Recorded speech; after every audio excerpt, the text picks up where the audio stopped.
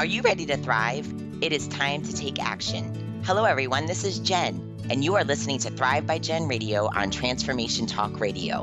What is the result of thriving? Body confidence, mind fulfillment, and soul synchronicity. Tune in to hear about these elements and the scientifically and spiritually proven action steps to stand in confidence, love from within, be unstoppable in fulfilling your dreams, and create synchronicity so you can flow toward abundance and love. Hear real stories that will inspire you to take action today and be a catalyst for positive change in this world through creating your own Thrive life. Let's do this. Feel empowered and ignite your soul with Thrive by Jen Radio starting now.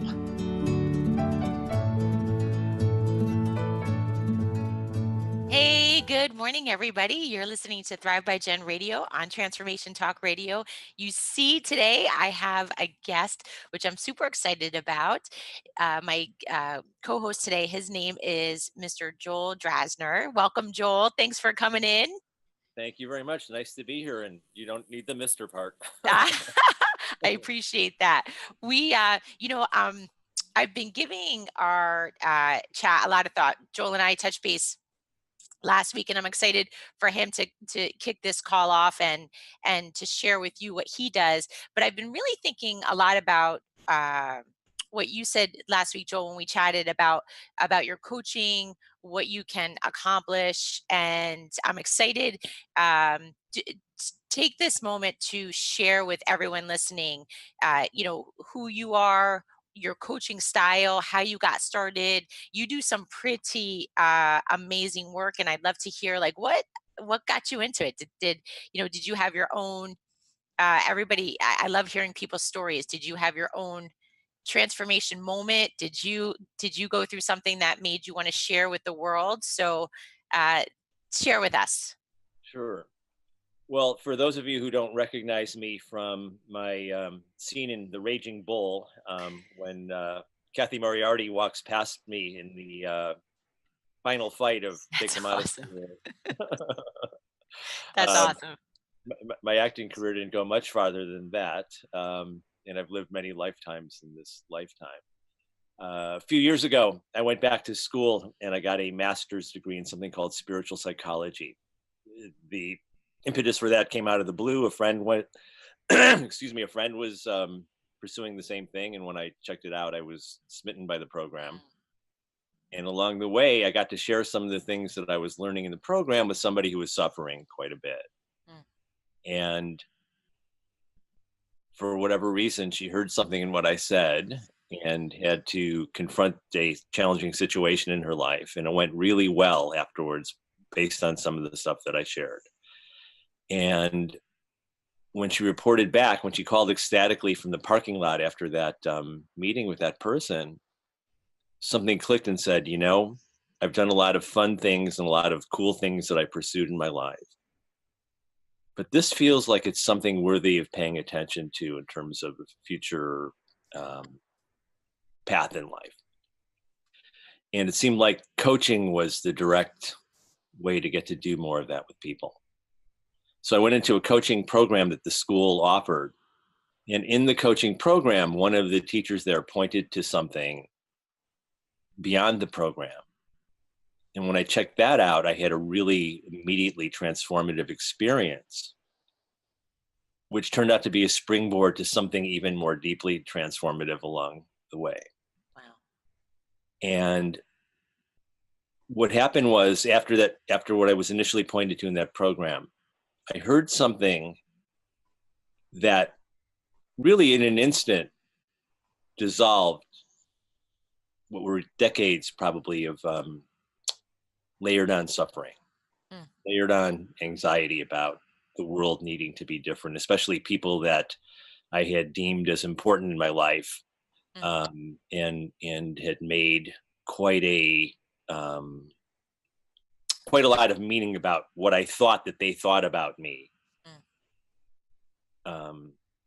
That became a paramount influence, so to speak, over what it was that I was doing. So I found myself always, without realizing, continually monitoring them for what my status was in their eyes at any given moment. And as I I started to loosen that through what I learned, I realized, oh my gosh, I've been doing variations of this all my life. I have been living as if outside circumstances, and especially what I think other people think of me, is, but for keeping that at a really optimal level, I'm going to suffer. Mm. And in an instant, I saw something different, and all of that dissolved, and I didn't need that to be anything. And I realized that my experience of life was coming from a different place. And as I've come to pursue that line of perspective even more, something even bigger opened up. But these, from that initial burst, these last maybe 4 years of my life have been the happiest that I've lived consistently every day, getting out of bed, just feeling like I effing love my life, So cool. independent of anything going on in it. And it's not to say that I don't have the ups and downs that everybody has, Hmm.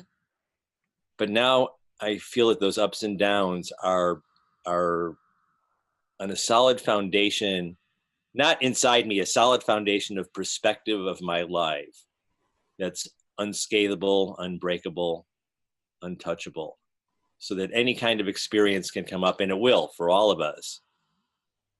But it just happens like within a bigger formless infinite container that's made of peace. Wow. That's huge. I love what you said about breaking free from what others thought, right? What others, because that's such a big piece. And again, I'll speak only for myself because I never like to assume what others go through. Um, but for me, that's been a huge part of that past suffering, in that I don't know, you could, if you, even the 5 people that you're surrounded with on a daily basis, those 5 then extend out to another 5 and another 5. It's like the 5 never go away. So every day you care so much, you function so much about what other people think and say about your life. Yeah. Yes, and I would say that over 99% of people in the world have a variation of that misunderstanding about life, and it may seem to affect them in 7.5 billion different ways. But virtually everybody, to some degree, falls sway to the illusion that stuff going on out there Mm. really matters to their own personal well-being. And so what I get to do in my work with people is help them see something different about life, to where that no longer looks like a solid truth, that their experience of life comes from a completely different place that doesn't require anything in the world to be different in order for them to experience the absolute unconditional loving inner peace that they're made of, Yeah, and that's the awesome. quality that's always there underneath all the surface experience that they're going to. So I Sure. call myself a resilience coach, or another word for it is an end of suffering coach. I love that. You said something last week when we were talking that resonated with me. You said that the suffering, we just put different labels on it. Because when you and I were talking about suffering, and later on for our listeners, later on in the show, uh, uh, Joel and I thought the best thing, right? I really wanted people to experience the powerful work that you do. So I had offered to make myself the guinea pig, and Joel's going to take me through through it through an end of the suffering for my own personal experience. No But pressure. but you said something last week that I want to talk a little bit more about, but I also want to bring it out into everyday living. You said to me, the suffering, we just put different labels on it. So the suffering, whether it's from relationships, or let's call it, my parents don't support me, or my friends don't support me, or somebody doesn't like what I'm doing, or but we call it different labels. And so it reminded me a lot of, I joke with my kids a lot when my kids come home and list out problems. I always say to them, the right, the main component in the problem is you, right? And that you can control you. We can't control what other people are doing. So just talk a little bit more about, just so people understand the labels and what you consider suffering, because it did, when you and I were talking, it confused me a little bit, because I was coming up with lots of suffering in the sense where I was putting labels on it. Right. Okay. So I can't remember the exact nature of what it was that I said to you when we spoke, but the idea that we put different labels on it is an extension of another idea that um, all suffering comes from one source. No matter what label is put on it, there's only one core misconception about life that is the source of all suffering. And then it manifests seemingly in different forms of my relationship, my job, my bank account, my neighbor upstairs with the heavy stomping on the ceiling, whatever it is, it comes from a misperception about who we ourselves are. And because we don't know that, we very innocently operate under an assumption that isn't proven, that who we are is contained within our physical body in our current cluster of thinking. And we imagine that that's the limits of who we are. And because that's who we are and we're separate from the whole, we're literally a chip off the block being everything else in all of conscious awareness. Then there are things out there that need to be a certain way in order for us to maintain feeling okay. So we spend all of our lives trying to make those things okay, or adjust the things that aren't the way we would prefer them, or shrinking from them if they look intimidating. But all of it's founded on an illusion that there are things out there that are separate from us. And when we understand who we are, then that picture starts to look really different really fast. That's amazing. Yeah. So the things out there being circumstances, right? We look at, in the past, like I've tended to look at circumstances, right? And when that circumstance changes, then I'll be happy, I guess, is something that maybe you hear a lot, right? Well, If I would say that the entire self-help or therapy world is founded on that misconception.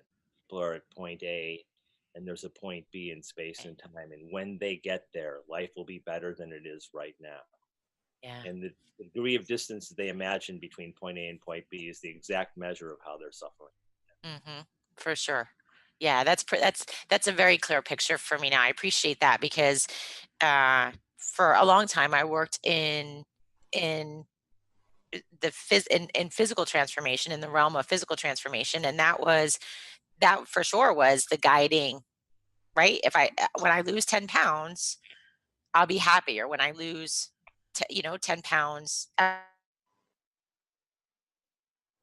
will fall into place. We're going to take a quick short break, and when we get back, we're going to dive in. I'm going to have Joel take us through sort of, I guess, we could call it like a coaching session, because I'm excited for everyone to see exactly what you do, Joel. You're listening to Thrive by Jen Radio on Transformation Talk Radio.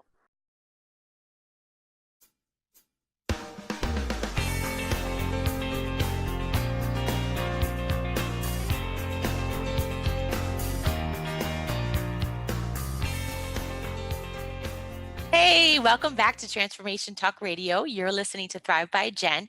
So we're going to dive right back in. I am on with Joel Drasner, and I'm excited to get into his coaching and what he does. And you can find Joel at joeldrasner.com. I'm going to spell it out for you: JoelDrazner.com.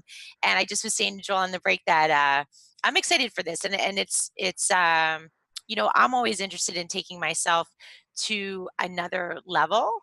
And for our listeners too, this is right? Life is a journey, Joel, and it's always about, get. I don't like to use the term getting better, but I love what you said, more peaceful and being more one with who we are at the core.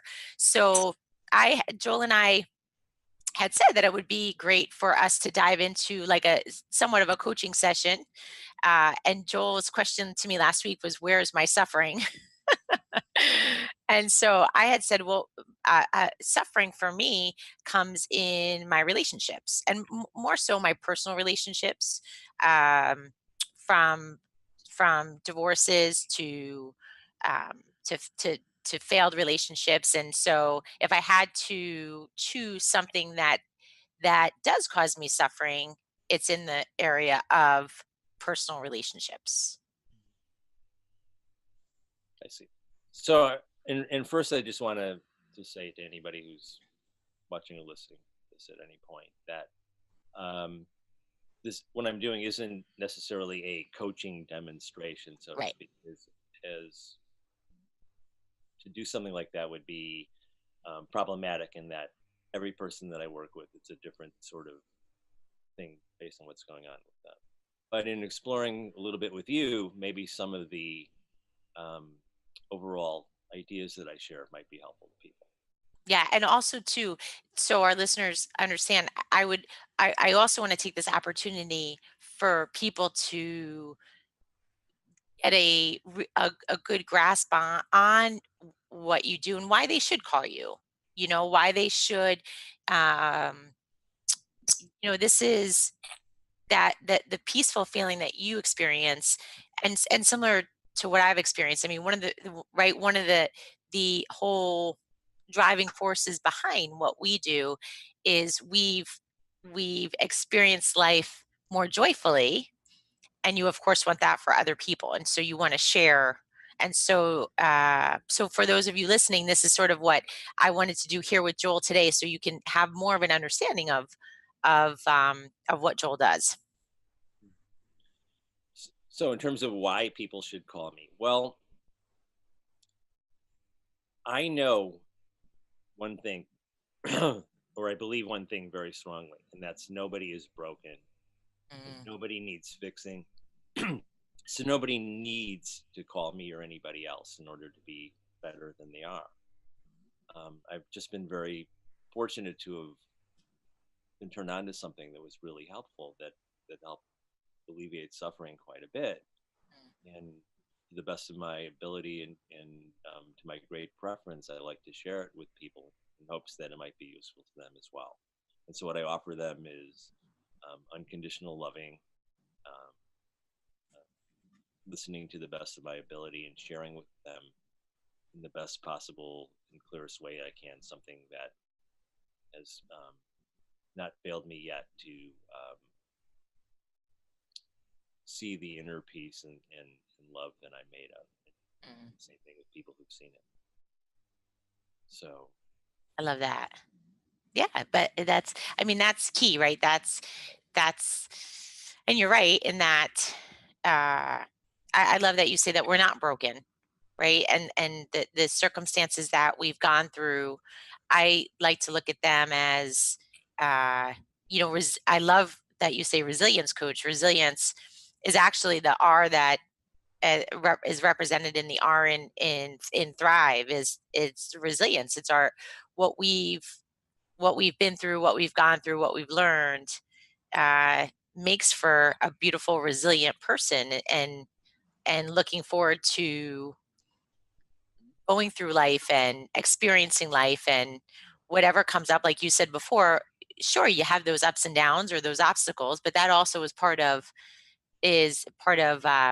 I always say, like, chipping away at our character, and building up more strength, and things like that. So let's kick off. Let's start with, I don't know, what would you say to me if I did call you up and said, Joel, like, I do have some suffering in my life. hmm, sure. So tell me a little bit about what what the suffering is and how you're experiencing it. So my suffering takes up a lot of my thought time. Like, my suffering for me is done in worry, probably worrying way too much about a relationship or relationships, worrying about the future, worrying about circumstances that haven't even happened. But it's like this story that I create, this role play that I create based on prior circumstances, prior experiences, and not letting that go. But for me, that suffering is a lot. That takes up a lot of energy. It takes up a lot of time.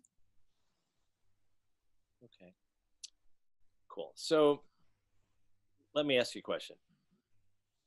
Um,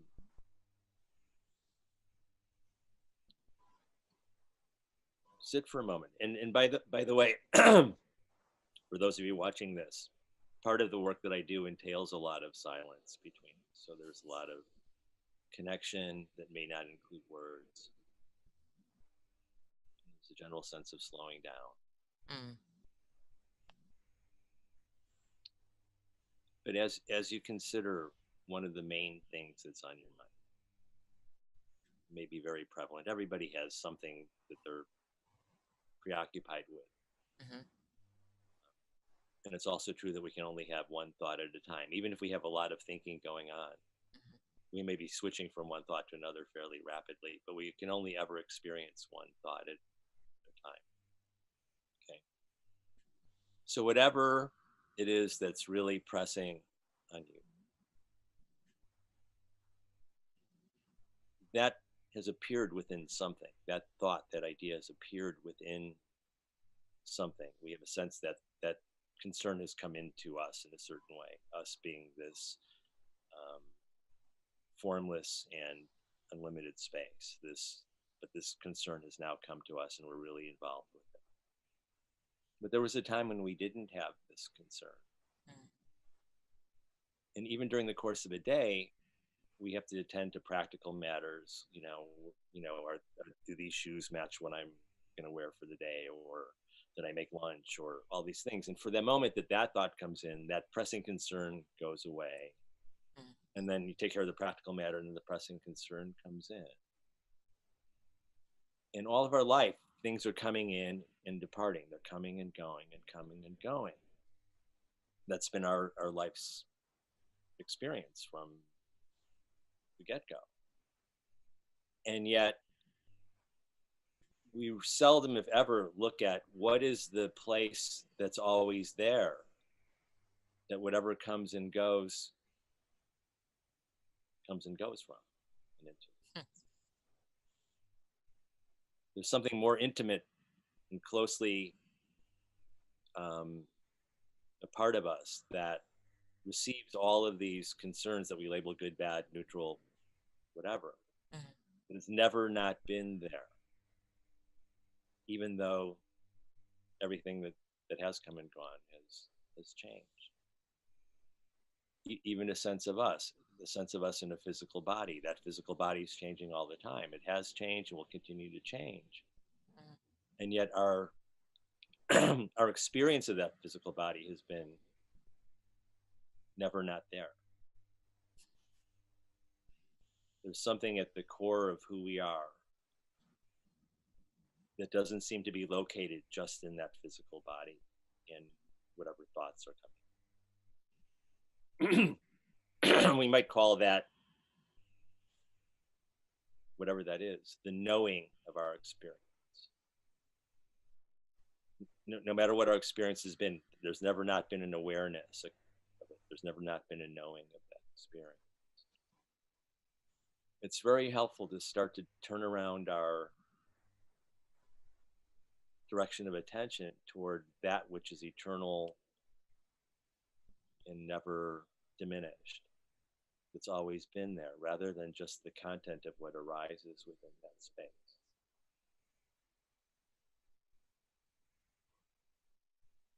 So as you even just touch upon that a little bit, what do you feel? What's your experience as you connect with that space? I I feel like it puts me in a very neutral Yeah, place, beautiful. like a very neutral. Right. So it's that neutral space that welcomes all experience Hmm. that is Yeah, for actually sure. our true self. So is it, in a way, Joel, like, is it stepping outside and almost watching what's happening? Well, it, it's not in the sense of a doing, like let's do this exercise to step outside of ourselves. It's starting to recognize what's always been there, whether we do exercises to get to it or not. Yeah, okay, Who yeah. we are at the core is this conscious awareness Mm, that never leaves or departs, but that welcomes any possible experience into our lives. And the support system that makes those experiences look so vivid and real is it's very well crafted. You know, we have our senses: we see, hear, touch, taste, smell, and we have the capacity to weave all of that input into stories. But we never look at the person behind the curtain, so to speak. mm. When we're going to take a quick short break. When we get back, I want to, well, of course, continue with this, but I want to understand, if it's okay with you, a little bit more about that conscious awareness. You're listening to Thrive by Gen Radio on Transformation Talk Radio.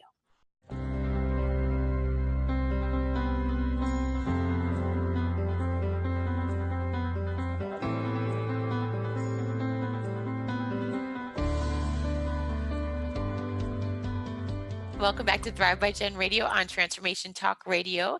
I am here with my guest host today, Joel Drasner. You can reach Joel at joeldrasner.com. And we're going to dive right back in because I don't want to waste any time. Um, Joel is walking me through. So we're at the point now where I'm realizing, like you said, conscious awareness. So I'll let you continue to take me through this process. Okay, so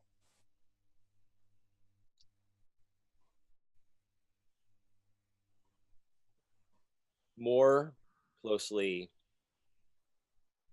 associated with us, and that's a terrible word, but more closely an intimate part of us is our knowing of any experience. Mhm. Like, I can't state for a fact that things exist outside of our knowing of them, but I can't prove that they don't, or that they, I can't prove that that's not true, because the only thing that I've ever found includes me in the knowing of the thing Mhm. that I've known. Mm. Yeah. So that means that any so-called circumstance or other person out there is is only arising with me in the experience of it.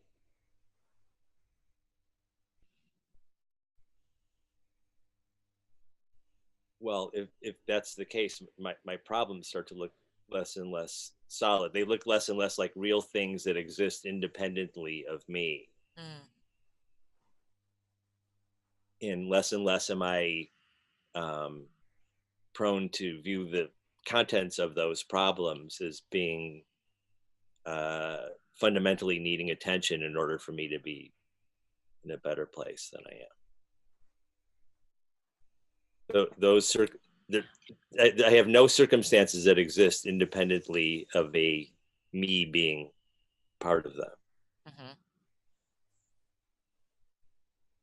So it starts to become very interesting when we examine who is the me, who is the I that appears to be having these circumstances. Mm. So who am I and who am I not is another way to kind of look at it. So one of the first things I want to do when I work with somebody is have them see as clearly as possible that who they are is not just the 5.5 foot meat and bone capsule with a current collection of thoughts going on. Yeah. And if you start to look at that, first of all, if you examine it even a little bit, you will see that every moment that you are having this so-called life is beyond magic, right? Because you're looking at your computer screen, I imagine, or whatever screen you're seeing me on right now, and whatever else is in your field of vision. Mm-hmm. But Jen, let me ask you this. Where is it that you're actually seeing what it is that you're seeing? Where does that picture actually exist? Now, I'm asking somewhat rhetorically. You can answer it if you like. But when I ask people that, often they'll say, "Oh, well, it's in my eyeballs," and we could get the most sophisticated equipment and go into your eyeballs. We would not find the picture of what it is that you're looking at in that body part. Yeah. And then people say, "Well, no, it's in my brain because my eyeballs see something." But we already have really sophisticated equipment to go into the brain. And while we could see all kinds of electrical activity or whatever, I'm not a medical scientist, but whatever, we could see activity going on, but we can't find the picture you're looking at in your brain. Likely it's not in your kneecaps either. It doesn't exist in a body part. Interesting. So what it is that we're perceiving is not localized within the body. That alone is mind-blowing. If you 100%. Totally. okay. Yep. Okay, so now Totally. you go to your other senses. It's a similar thing. You're hearing, I'm making air go over my vocal cords, and it's going into electronics, and it's going over the interweb waves, and it's going, into your ears, and molecules are being disturbed, and vibrations are happening, and whatever. But we cannot find the exact sound in a body part. There's some, for lack of a better word, zone of perception or area. These nouns are become meaningless, but there's a place of perception that isn't localized in the body. You can do the same thing with smells, with whatever. Now here's where it gets even weirder. Okay, try to touch something. Well, where is it that we're actually feeling things? Like, oh, if I don't examine it, it feels like, oh, my fingers are touching something. My fingers don't have the ability to feel something. They don't have the ability to make sense of any information. So where is it that I'm actually experiencing touch? If you pursue it, you find that it's the same place that I'm experiencing all of my other senses.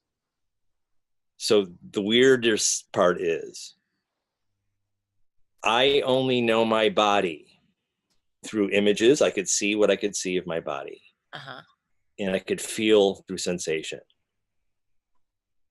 And yet I've just kind of pointed to the fact that what I see and what I feel through sensation doesn't exist within the body.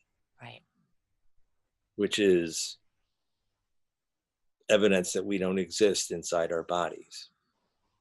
But the illusion is very powerful that we do, and most people live our lives as if that's who we are. Yeah, for sure. So once we start to see this, then the whole nature of the circumstances that body and collection of thoughts seem to be having in the world starts to look really different. 100%. Yeah. And so when we start to get a sense of who we are not and who more likely we are, then the solid seeming causes of suffering that were attached to who we are not fall away with the concept of who we are not. And less do we find that we need the world to be different in order to be okay, fundamentally. That's huge. Yeah. Yeah. Yeah. That I get. That for me makes it very clear.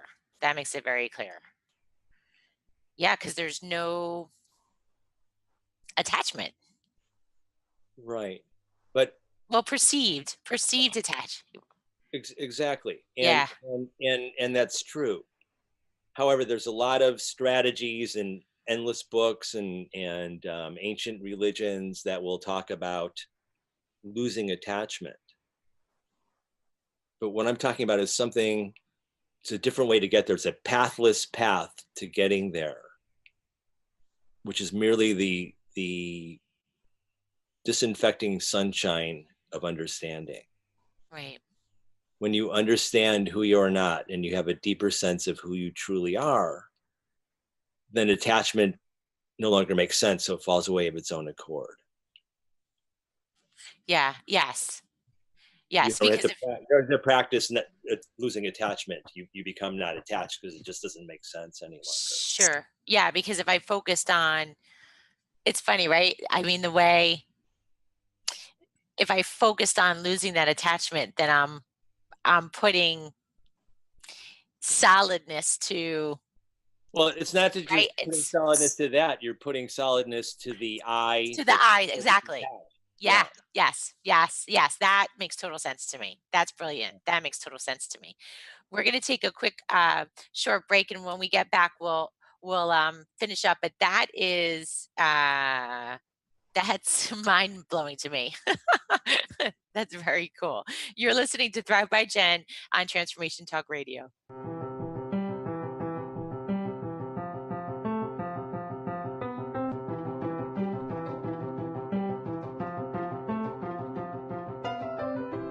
Hey, welcome back to Thrive by Jen Radio on Transformation Talk Radio. We're jumping into our last segment, and I'm here with Joel Drasner. You can reach Joel at joeldrasner.com, which I have to say, Joel and I get to chat on breaks, and this really is it's groundbreaking. Uh, it's a way to exist and a way to thrive. I mean, we call it, right, thrive living, because it's just not about surviving. And so we have about 10 minutes, Joel. Share with me, I mean, really, what one of the things that I said to Joel on break was that I wanted to know if he's always coming from a place of love. And what you said made sense to me, in that when you exist this way, you're you're always coming from a place of peacefulness, and right, and more joy, because you know that there's no attachment, there's no perceived attachment, you're not getting caught up in what's going on in life. Am I saying that? I'm not saying it as beautiful as you. Um, you're beautiful, so everything you say comes out beautiful. That being said, we're only just touching the surface, and even if we work for the rest of our lives, we would only just be touching the surface of what there is to see.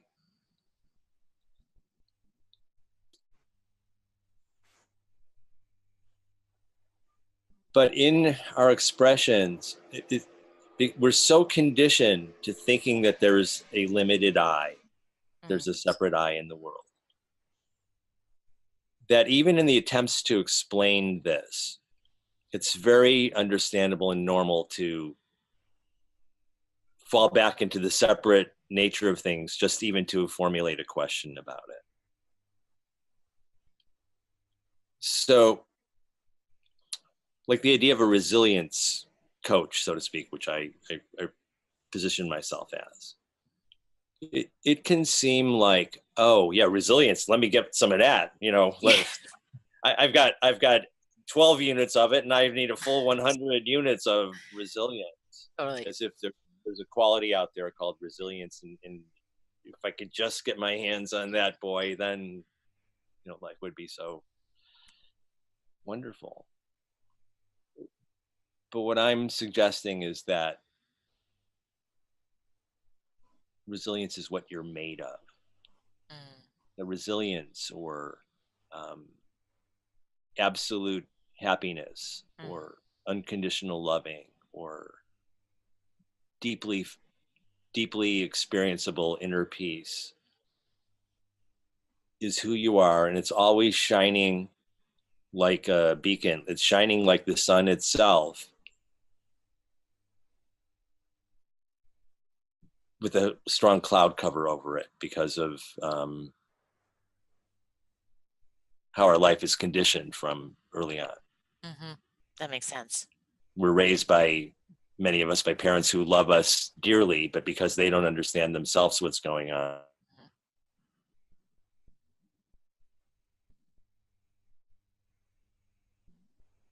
Yeah, for sure. We might have lost Joel for a couple of seconds. It's he'll come back on, but it's interesting what part of what Joel is sharing is that, and I'm going to use his analogy that he's used with me, is that if anyone has ever made tea, iced tea, right? They call it sun tea. You put the tea bags in the water and you leave it out in the sun, and the tea permeates the water, and then it makes something. It makes the tea. It makes something new. This is similar in that we exist, and this the separation of our thoughts from. Did we get you back? We're back. All right, Sorry, good. you No, have the illusion that's of okay. appearing and disappearing. Actually, it's perfect. I was just sharing with everybody what you shared with me about the sun tea analogy, and just that, right? You share that analogy with everybody, and take them through that a little bit, just so that they can understand that this becomes a way of being, of right of. Yeah, it's a way of being with an emphasis on the being and a de-emphasis of the way. Mm, Right. Because I don't want to suggest at any point that there's a methodology or a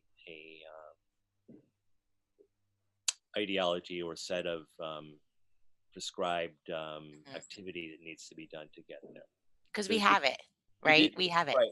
We have it. There's just a little bit in the beginning of an undoing of previous conditioning towards ways. So it seems like an activity, but really it's a letting go of previous activity to just redirect the focus of where we're looking in terms of the experience of our life. And as we just continue to gently explore this understanding, then the sun tea analogy was like, okay, you put a tea bag in a big container of water and you set it on the shelf. Gradually over time, that the water is going to become more and more pervaded with the color of the tea.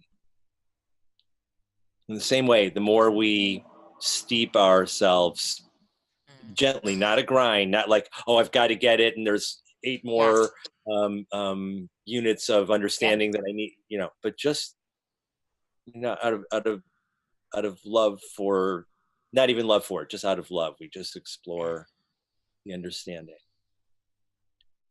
We undo the conditioning that says that we're these separate selves living in a world of objects and other people who are needing to be a certain way in order for our fundamental okayness to be optimal.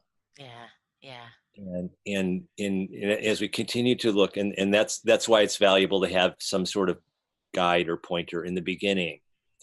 In a lot of ways, what I do is set up a foundation to quickly put myself out of business with somebody, unlike maybe a therapist who might find endless things to fix with a Yes. person to keep the relationship over decades going on. Yeah. I like to help people as soon as I can really see a truth, and then they can decide if it's worth exploring further or if they're. Yeah. Yes. Yeah. And you and I have talked about that. I love that. Is that you don't have to. We're not broken. So it's in the beginning, it's really to help really spin. I get this impression in my mind is like there's this huge cruise ship and it's going in one direction, and we're now turning that cruise ship around to get it Yeah. to come back to the port that it launched from. So it's kind of helping people see that they're already standing in the place that they're trying to build a bridge to, Mm, and to see what the nature of that place is, in even more deeply seeing that everything else that they're experiencing, the bridge, the other places, and whatever, are all made of the same stuff. mm-hmm. and it's all one thing. Hmm. Yeah, Joel, we have about a minute left. I'm going to let you close it out. But the one thing that I do want to say that I think is so beautiful is that you give people hope. That it's not far, right? We don't have a big space to go to bring ourselves back to this. And this is what I've learned from you and that's what's so beautiful. Um, so in closing, what would you like to share with those listening? Um, yeah, you are standing on a foundation that's unbreakable. You Mm. are, or you are like a magic movie screen on which any possible movie can appear on, and even if the world itself blows up in that movie, you, the screen, will be untouched by any of the content of it. Awesome. I love that. I love that. Everyone go to joeldrasner.com and thank you so much for being with me here today. And this was groundbreaking for me. So we'll talk more in the future for sure. So thank you everyone for joining in. You've been listening to Thrive by Jen Radio on Transformation Talk Radio. Thank you for listening to Thrive by Jen Radio on transformationtalkradio.com. Tune in live each Monday at 8 a.m. Pacific, 11 a.m. Eastern, as Jen shares the action steps and real stories from people throughout the country that will ignite you to stand in confidence, love from within, and be unstoppable at fulfilling your dreams. For more information, podcast downloads, and to connect with Jen, visit jenniferzellup.com.